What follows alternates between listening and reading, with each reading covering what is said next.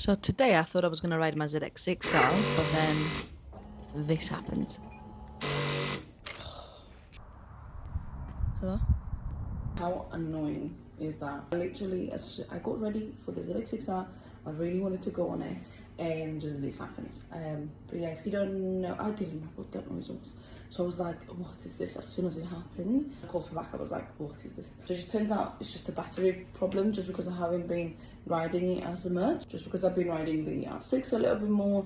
Obviously it's a new bike, I'm going to be riding it a little bit more, and also it's been raining quite a lot here, and it's not as much fun. But yeah, the R6 it is.